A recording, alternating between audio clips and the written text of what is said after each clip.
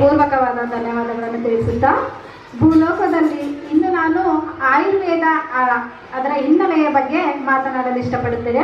ಭೂಲೋಕದಲ್ಲಿ ರೋಗ ರುಜಿನಗಳು ಜನರನ್ನು ಪೀಡಿಸುತ್ತಿರುವುದರಿಂದ ತಮ್ಮ ಪುರುಷಾರ್ಥ ಸಾಧನೆಗಳಿಗೆ ವಿಘ್ನವಾಗುತ್ತಿರುವುದನ್ನು ನಿವಾರಿಸುವುದಕ್ಕಾಗಿ ಹಿಂದೆ ಭಾರದ್ವಾಜನೆ ಮೊದಲಾಗಿ ಅನೇಕ ಮಹರ್ಷಿಗಳ ಹಿಮಾಲಯದ ತಪ್ಪಲಿನಲ್ಲಿ ಸಭೆ ಸೇರಿದರು.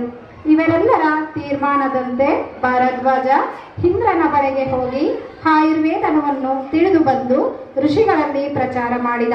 ಈ ಋಷಿ ಸಭೆಯನ್ನು ನಮ್ಮ ದೇಶದ ಮೊಟ್ಟ ಮೊದಲನೆಯ ವೈದ್ಯರ ಸಮ್ಮೇಳನ ಎನ್ನಬಹುದು.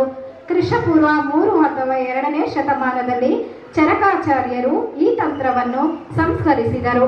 ಆಯುರ್ವೇದ ಆಯುಷು ವೇದ ಜ್ಞಾನ 12,000 ವರ್ಷಗಳಿಗೂ ಹೆಚ್ಚು ಹಳೆಯದಾದ ಔಷಧಿ ಪದ್ಧತಿ. ವೇದಗಳಲ್ಲಿ ಮೂಡಿಬರುವ ಈ ಪದ್ಧತಿಯಲ್ಲಿ ಆರೋಗ್ಯ ಹಾಗೂ ದೀರ್ಘ ಆಯುಷನ್ನು ಹೇಗೆ ಪಡೆಯುವುದು ಎಂಬುದನ್ನು ಹೇಳುವುದೇ ಸಂಹಿತೆಗಳ ಮೂಲ ಉದ್ದೇಶ. ಹಿಂದೂ ಸಂಪ್ರದಾಯಕ್ಕೆ ಹೊಂದಿಕೊಂಡಂತೆ ಇರುವ ಈ ಪದ್ಧತಿ ಪ್ರಾಚೀನ ಭಾರತದಿಂದ ಬೆಳೆದು ಬಂದಿತ್ತು. ಆಯುರ್ವೇದದಲ್ಲಿ ಶಸ್ತ್ರಚಿಕಿತ್ಸೆಯು ಕ್ರಮಗಳನ್ನು ಹಿಂದೂ ಕೂಡ ಆಧುನಿಕ ವೈದ್ಯ ಪದ್ಧತಿ ಅನುಸರಿಸುತ್ತಿದೆ.